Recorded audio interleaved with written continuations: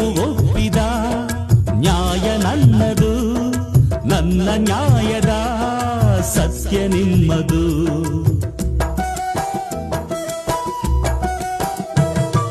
ಮಾತು ಮುರಿದರೆ ನ್ಯಾಯ ಅವಸರ, ಮನಸ್ಸು ಮುರಿದರೆ ಪ್ರೀತಿ ಅವಸರ.